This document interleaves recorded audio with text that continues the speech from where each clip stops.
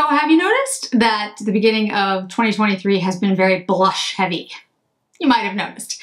I have picked up 8 different formulas, brands, blushes. These are all powders.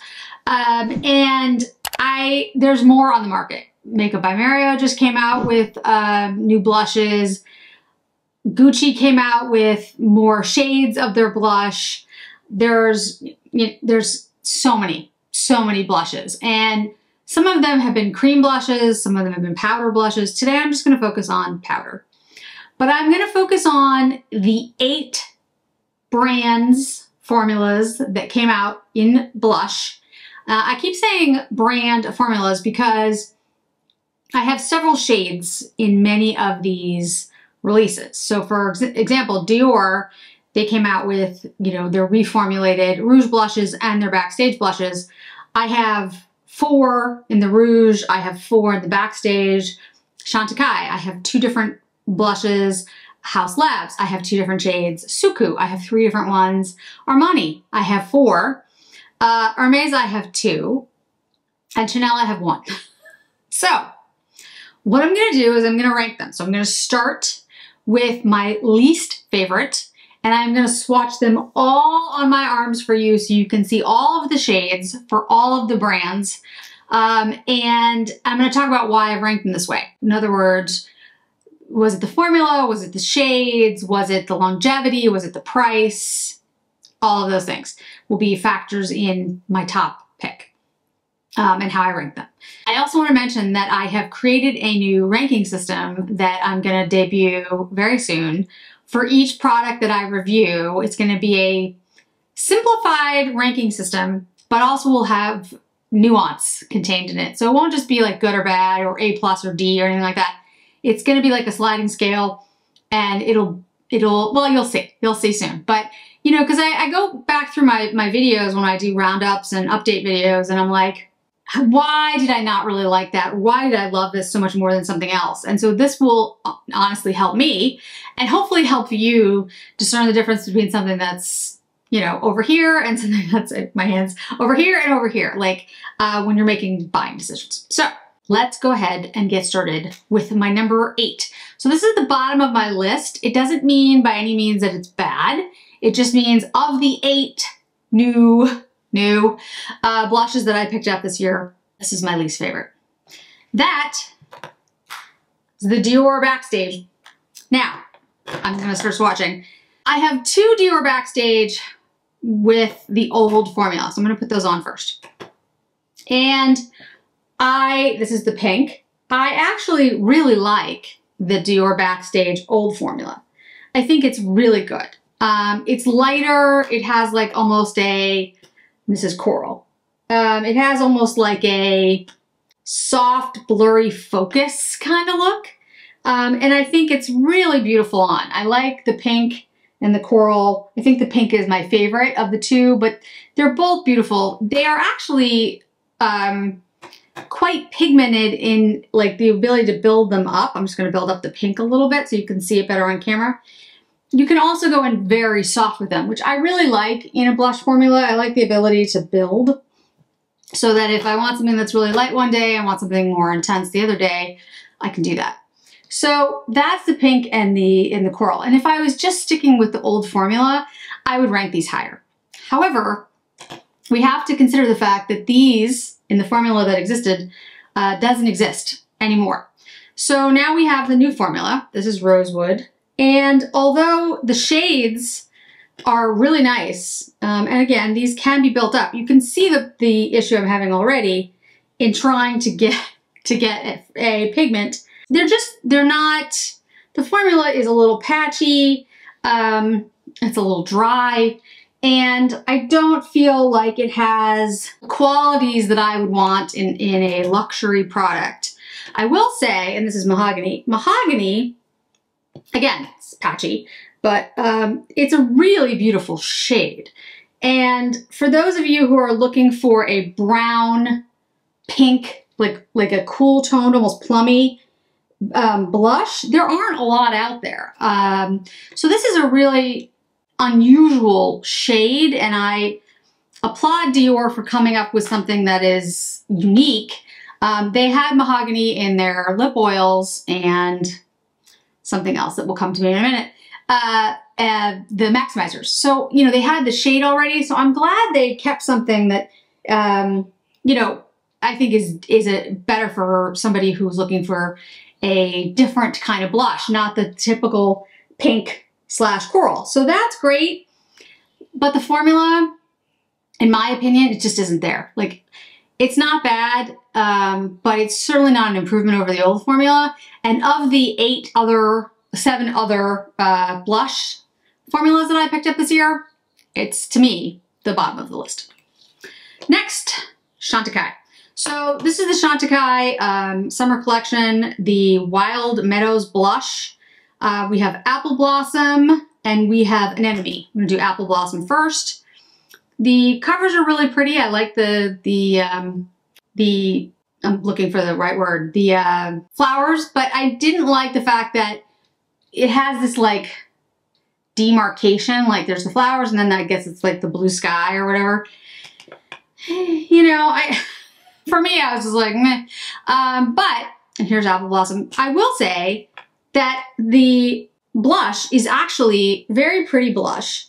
It's extremely pigmented. That's Apple Blossom. You see how pigmented that is? That is much more pigmented than most of the Chantecaille blushes. Most of the Chantecaille blushes that are in the, you know, the circle, I forget what they're called. They're called, oh, it'll come to me in a moment. Can't, brain's not working. Anyway, so the ones that come in the circle blushes, like there's horse, tortoise, you know, butterfly is my favorite. Those are much less pigmented than these. So these are extremely pigmented blushes. And I actually think they look really nice on the skin. They have a luminosity to them that's really beautiful. It's just the shades. For me, these shades, and I know this color, Anemone especially, is very popular right now. You know, I get it. Like, I get how people like a certain color story or like the, you know, becomes popular or trendy, all those things. But I just am not super attracted to these shades. I also wish that like one was more peach or maybe even like, I don't know, something different. And then one was this hot pink. The fact is, this is just a deeper, more intense version of this. So for me, I wasn't like bowled away. But the formula is really, really good. And I have to say, like, I'm impressed that Chantecaille now has a formula that works for people who want something deeper, more intense, compared to their blushes, which are usually very light, like especially their Flower Power, which I have here somewhere. Here we go. So like these cheek shades, there's this one, and then there's one with the pearls on it as well, which I love the shades. They are very light. They are very light pigments. And I'll put it on the back of my hand so I won't confuse it with the others. It's a beautiful blush, and it reminds me in some ways of the Chanel one I'm going to talk about. But can you see how light that is? I mean, my skin is very pale, and it, you know, it barely shows up. Now, for me, that works really well because I like a very lightly pigmented, almost luminescent kind of blush. Plus, I'm also, you know, pale. But it doesn't work for a lot of folks because there's not enough pigment. So I want to just point that out. Although for me, they're, you know, not the greatest choice. I think for a lot of people, they're going to be very pleased with the fact that this is a much more pigmented blush. And talking about pigmented, number 6, House Labs. Now, House Labs, I know, just came out with like a lavender shade or like a purple shade. I have to tell you guys, I actually really like this formula. And when it first came out, I talked about it, like how impressed I was by them. They are really impressive. The problem is, again, similar to the Chantecaille, let's see, this is Pomelo Peach. They are too pigmented for me. And I find myself not really wearing them because they're just too much for my aesthetic. And then this one is the one that was like super popular, Dragon Fruit. I'm sure the new lavender one is beautiful as well. But I mean, it's super smooth. It's beautiful on the skin. It's comfortable. It doesn't settle on the lines. It's a great formula. It's just super pigmented. And for me, it's just too much. Now, again, that is going to be a selling point for a lot of people. So, you know, I have to do it from my perspective about what I use, but from a formula perspective, I think the Haus Labs is some of the best blush formula that I've seen. It wears beautifully. Like, I really, really like it. And it's gorgeous on. It's just, I'll try to make sure I link some of the videos where I reviewed these to this video. But, you know, I have to be honest about what I use and how I rank. And for me, I need a lighter shade. I need a less pigmented shade. I need like more of a, you know, beigey, rosy shade because that's what I wear. So again, gorgeous, pigmented, reasonable price point too, but just not my color stories. Okay, Suku. So let's do pre-summer first. This is $139. I don't think I picked up the other one. I went to look for it and I don't see it. These are the pure color blushes. They are not the, just forgot the name of them. I'll put it down below. The blushes the melting blushes. I don't need to put it down below. The melting blushes. These are not the melting blushes. The melting blushes were discontinued. I don't know why. So that's $139. It's a gorgeous, look how beautiful that is, bronzy rose shade. It kind of can work for me a little bit as like a bronzer, but I just think it looks stunning. Like it's a beautiful shade. And it's different. It kind of has like, you know, this bronzy, almost coppery shade, which you really don't see in any other shades of blush. At least I haven't. So these blushes, the pure color blushes, have one side that's like the blush. And then as you get to the gradation, this is more of like a highlighting. So what you end up with is a highlighting luminous blush. If you keep your finger over here or your brush and don't try to dip into this at all, it will be more satiny and less luminous. But honestly, if you're getting these blushes, you kind of want the whole effect, at least I do, to get that luminosity in the blush. If you hate a luminous blush and you want matte, I would not recommend picking up the pure color blushes because they all have some luminosity to them. That's kind of their thing. But I think they look beautiful. They're great on mature skin. The negative with Suku is that it is not available in the United States, and it's not available in a lot of other places as well. It's available in Asia. It's available in the UK. You can get it at Harrods and London, Harrods and Selfridges, and there's another, Liberty London, and I think a few other retailers, but it's a very limited retailer launch when they come up with their products. Now, it may be, and I don't have verification of this. I am pontificating here. I think one of the reasons that Suku's quality is so good and that they stay true to their purpose and focus of their line is that they do limited releases.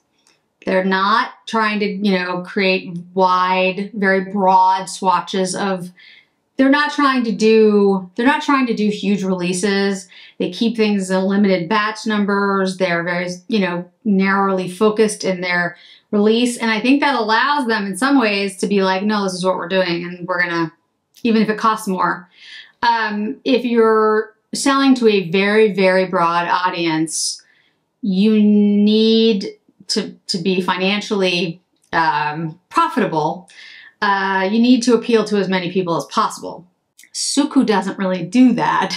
Suku has their own idea and color stories, and they do kind of go out on a limb a little bit in some of the things that they do, and they do it extremely well. And when, in my opinion, when the melting blushes either became too costly for them or they felt like they couldn't source the right products to create the product in the way that they wanted, they just stopped making it. So they weren't willing to create something just to create it. They basically were like, no, we can't do it the way, you know, to the level, to the quality that we want, so we're just not gonna do it.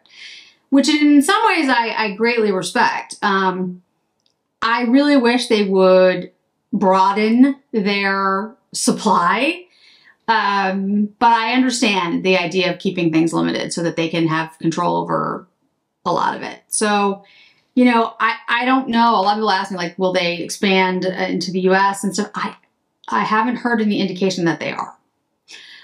This is the summer collection. And I actually haven't done a video on this because it's part of my birthday haul video that one of my boxes is literally being held in Boston for no apparent reason. And I won't talk about the transportation, the shipper at the moment, but I've talked to them twice, and first time they said it was a regulatory issue, which it's not. Second time they said there was some local issue that would make it unsafe for their drivers to come, which it's not, because the other companies have delivered things around it. It's been no problem whatsoever. So at this point, I need to escalate and try to figure out why they're just holding on to my box for no apparent reason. Either they damaged it and don't want to tell me, or they don't have drivers. Either way, they should just tell me. But they haven't yet. So that's why it's taking so long for me to do that video. But anyway, on another note, so this is the summer collection. This is 140. Now these are Pure Color blushes, but they did a different thing this time. Instead of having the shade here and then the highlight here, they did like a swirling pattern. Now, I will tell you that these are, like this one, 140, is very light. It's got a almost like tan. You can see how light that is. But it is a very beautiful luminosity to it, but it's not going to show up on a lot of folks. The other one, 141, is the cooler one. That's another thing about Suku. When they do their collections, they have like, in every collection that they do like a warm one and a cool one, which I like because, you know, there are people out there who very much want a cool or warm color story. So they're very, very different. Like when I talked about the Chantekais being basically just a more intense version of the other color, these are the two colors that Suku came out with for summer. You can see how drastically different those two are. And in fact, this one right here is going to look very similar to another one we're going to talk about in a minute. In case you weren't able to get that one, you might be able to still get this, although I doubt it because it was limited edition as well. That's 141. I love the Suku formula. The only reason that I haven't ranked these higher is because I feel like it's so hard to get them, especially if you're in the United States. I don't know what it's like if you're in Australia, can you get them? I know in the UK it's easier to get them, but like if you're in, I don't know, Spain, can you get them? Like, I don't know. So that's the thing. Like, I know that I've had difficulty getting them. I now have someone in SA who's able to help me with that process. But that's because I buy a lot of beauty. So, you know, I could do that. If you're just trying to buy like an eyeshadow or, you know, blush every now and then, I think it's very difficult. So I just didn't feel comfortable ranking them higher, even though the formula is amazing and I love the color story. I just think they're really tough to get. All right, number 4. Number 4 is the reformulated Dior Rouge. So unlike the Backstage, I'm very impressed so far with the reformulated Dior Rouge blushes. Now, I'm going to say two things. Always important to have, you know, nuance and caveats when you're talking about this stuff. These are expensive. Dior is expensive. Dior is not cheap. And they decrease the amount of product that you get from the old one, same as the Backstage, by 0.01 ounces. But still, you know, they gave you less. And I've only tried 4 shades, and I've only tried 3 formulas: matte, satin, and shimmer.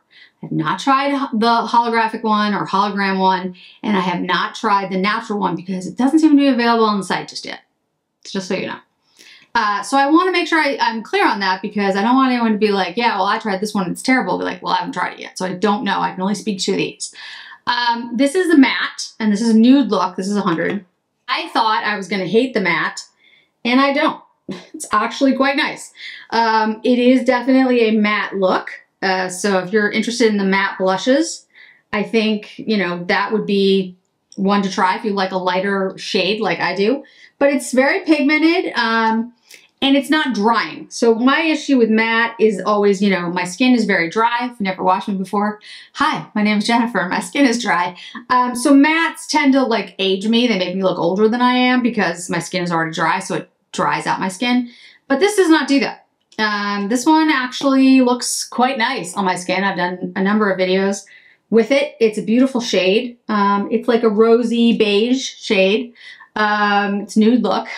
They've got liners and lipsticks with the same shade, but I really like it. I think it's a beautiful look, and I was impressed by the matte nature of it. So the next one is Dansante, which is a satin. And you can tell when you use this, when you swatch it, that it is smoother, silkier than the matte. But it's a really beautiful formula. And I will say that the satins are, at least the ones that I've tried, really nice on the skin. They look really beautiful. The next one I'm going to use is Sillage, which is also a satin. These were the first two that I bought, and they really look great. They stay on really well. They don't age the skin. They, you know, they wear really well. Yeah, I think they're great. Now you can see the Sillage is a deeper, pinker shade. Dansante is more of a beige almost. But, you know, really, really nice. I love the satin formula. I will definitely buy more of those. But those are permanent additions to Dior, at least they should be. So I don't feel like I need to go get them all immediately. And this one is Mitza, and this was the shimmer. And the thing about the shimmer is it has some shimmer, it has some luminosity to it, but it doesn't look like it has like the reflective nature that the holograms do. And the reason I haven't run out to get Tutu, which looks like a pretty shade, is that I have a holographic one or hologram one, whatever it is, in Dior. I have hologram, and I don't like the way it looks on my skin. I think it kind of, I don't know, it looks like too reflective and too much. But I have heard that the new formula is better, so I am going to try one. I'm just, again, not running out the door to get it. But the shimmer is really pretty. It definitely has more luminosity, though. You can see it. And you can see how, like, this is a little bit more shimmer, like more luminosity than, say, like the Sukus, which are more like, what's what I'm looking for? It's more like a satin luminosity in the Sukus, where the shimmer in the Dior is shimmery. Like, that is a distinct difference, in my opinion, luminous versus shimmer. Shimmer has more reflective nature, it's more sparkly, but it's not like the holograms that have like glitter. All right, number 3, Armani. So Armani came out with their blushes, their luminous silk blushes. And I actually have one shade that is on its way to me that I still don't have yet, but I do have the rest of them. So I want to show those to you today in comparison to these. And I'll tell you, my favorite shade is actually not what I thought it was going to be, but anyway, we'll get to that in a minute. So these are luminous in nature. There are satins, but some are more like shimmery luminous, kind of like the difference between the Dior shimmer and the Suku, which you're going to see in a second. So let's start with the lowest number first. This is number 11, which is the shade that wasn't here in the United States for like the longest time. Finally showed up on the Armani site, and I think it's on Sephora now as well. I'm not sure about that. I'll have to check it. But this is a beautiful shade. It's very much, though, like Jersey from Chanel back in the day. It is a simple brown, tan, pink kind of shade. It looks similar to the Dansante in Dior, and I think it has a little bit of a similarity to the Suku 140, but it's a little bit deeper.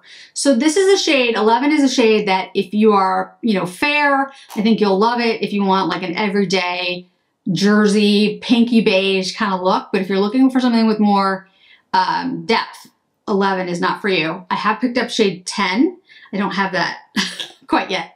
Again, that's stuck in a box in Boston. So number 50. Number 50 is Organza, and this shade is basically like NARS Orgasm. And you'll notice when I put this one on, it has a lot more luminosity / shimmer than the others. Can you see that? And it looks very similar to the Dior. The Mitza has similarities to Dior Mitza, and it has similarities to Suku 141. It's got a little bit more of that like peachy gold, though, that Orgasm also has. You know, that like shimmery, peach shimmery gold that's in the pink, which made Orgasm so popular. Whereas the Suku is just more just pink, and the Mitza is more just pink. the organza has that peachy, goldy shimmer in it, which I actually really like. And again, you know, do I have orgasm from NARS? Yes, of course I do. But I actually like this one a little bit more. And it turns out that it is my favorite one of the Armani blushes, which I find kind of funny. So this is 51, and 51 is more of that straight pink, if you will. I think it looks a little bit like the Chantecaille. Which one was that? It's not an enemy, it's Apple Blossom. So it looks a little bit like Apple Blossom from Chantecaille. I think they're similar. You can see that. And then a little bit like the Suku 141. You can see the difference though between the 50 and 51 here. You can see how the 51 has more of that goldy kind of like shimmer to it, whereas 51 does not. And then 52 was a shade that I picked up because I know it's a very popular, like I said about the House Labs, it's a very bright poppy pink shade, almost Barbie pink, with the Barbie movie coming out. I think that shade's gonna pop back up again. But it is similar to the House Labs. It's not as intense, not as purple, a little bit more pink. But I think if you're looking for that type of shade, you know, that might be a good choice. The formula is excellent. The Armani, I think, is very smooth. It's creamy. It stays on the skin really well. The thing about the Armanis, again, they're a little harder to get. I think most places have them now. I'm not sure if they have all the shades. Armani's site has them, of course, and Armani actually has sales a lot of the time. Like they'll have 25% off sales, 20% sales. So wait, July 4th is coming up. There'll be sales for that. There's always great sales in July in general because that's when they're getting rid of the summer collections, getting ready for fall. I know, it seems weird, but August is when fall comes. So July, you get rid of a lot of the spring and summer. So wait for those sales. They're coming. They always do. Yes, it's true. Like maybe a shade will sell out or something, but for the most part, as you can see, you can get close to replicating a lot of these shades. The ones that I would say are the most unique from what I've seen, again, Mahogany from Dior. It's a unique shade. I particularly love the formula, but it's a really unique shade. Mahogany is different. And then the Pre-Summer from Suku is a really unique shade. Now you can't get it, so I'm pretty sure.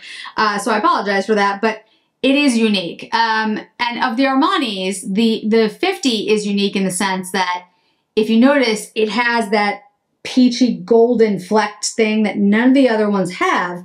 However, if you have orgasm, it's probably very, very similar on the face. So, okay, number 2. Not what I expected I was going to come to, number 2. It's the Hermes blushes. And the reason I say that is because I don't really like the regular Hermes blushes, which I know a lot of people love.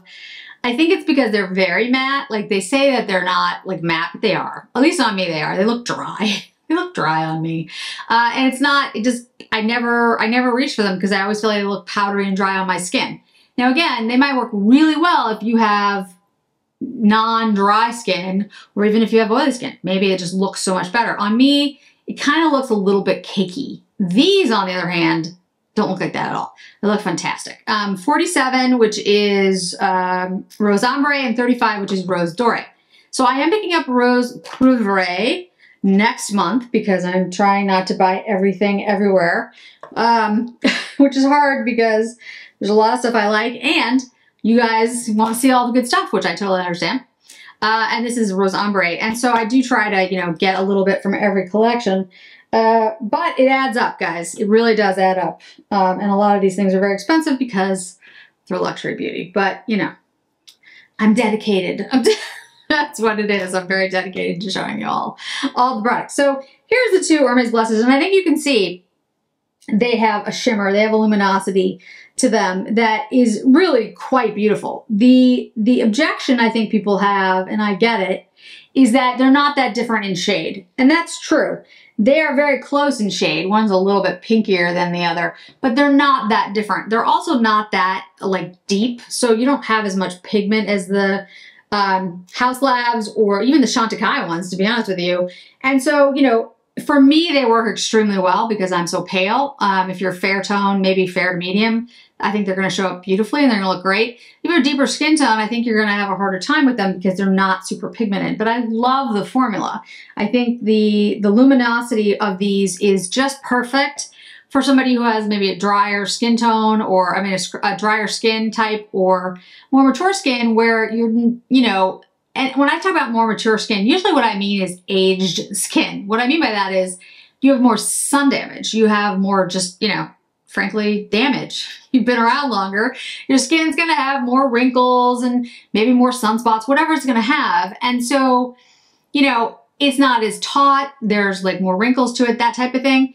You want a formula that doesn't emphasize things you don't like. And some of the luminosity in some of these can actually show off those things. They can emphasize texture or lines. Now, I want to make a really clear point. There's nothing wrong with having texture and lines on your face. In fact, you're supposed to have texture and lines on your face. It meant that, you've actually lived your life. You've gone outside. There's nothing wrong with that, but you might not want to emphasize it, or maybe you do. Either way, something that's highlighty, something that's reflective is going to maybe show that off a little more.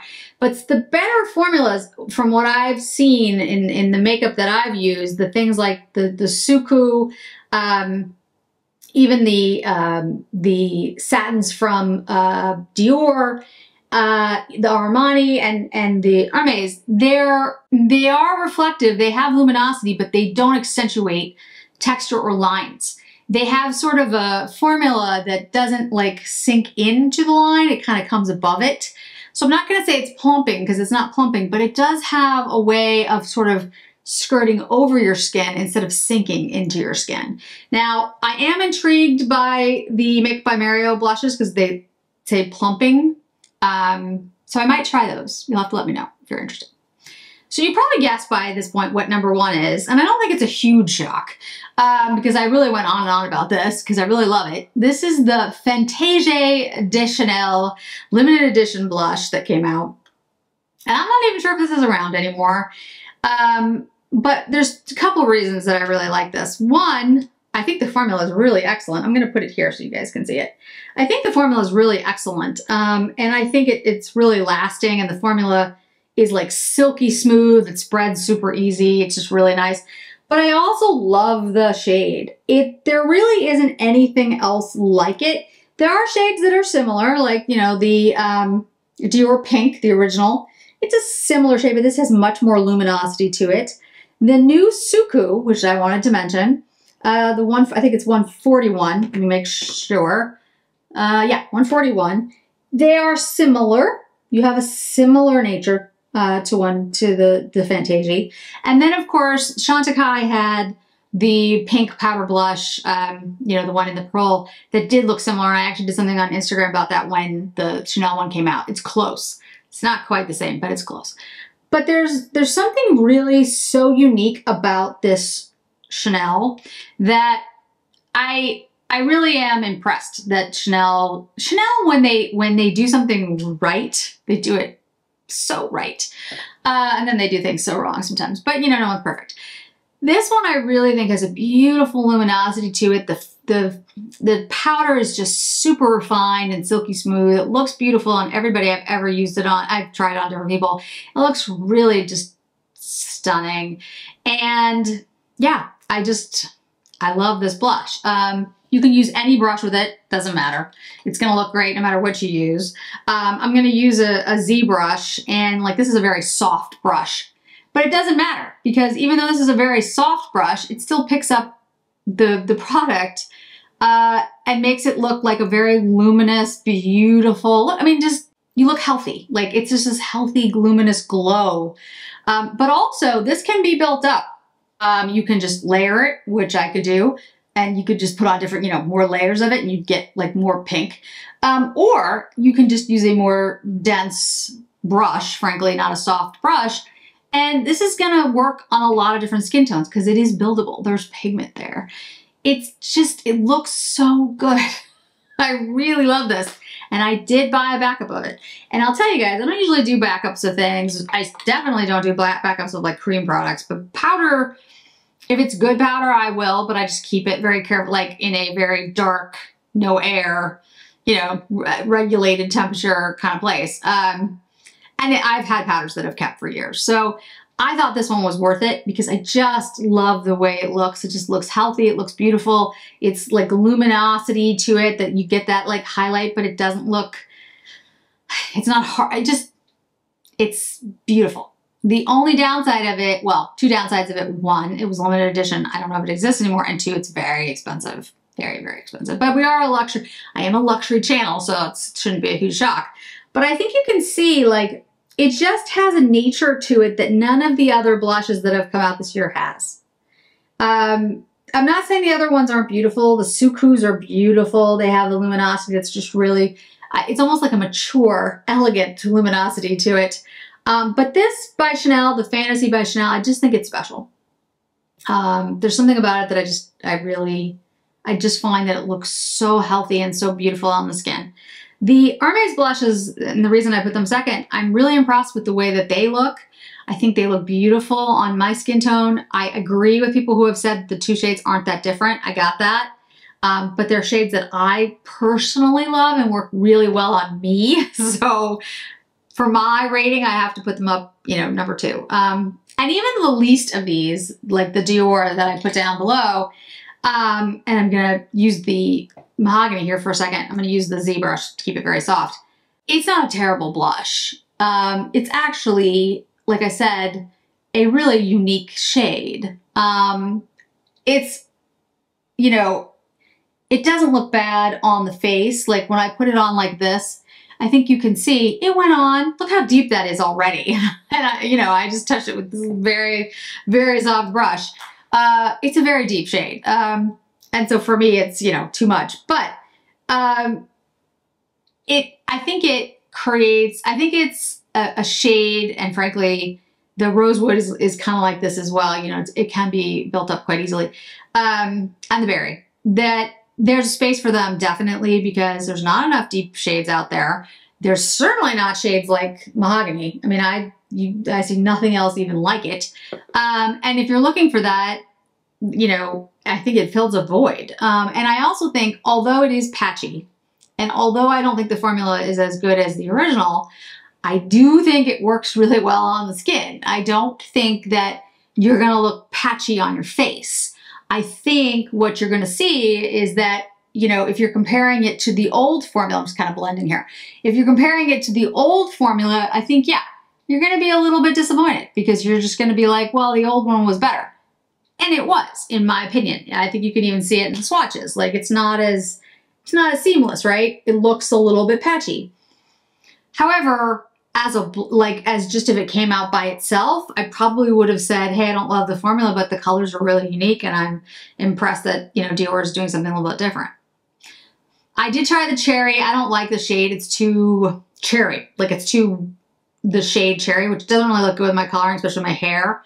Berry looks really nice, but again, since I don't love the formula, I was like, I have 4 shades. I don't need another one. So, but yeah, I mean, look, I blended it out and it looks quite nice. I mean, again, it's a little deep for me, but you know, I'm very pale.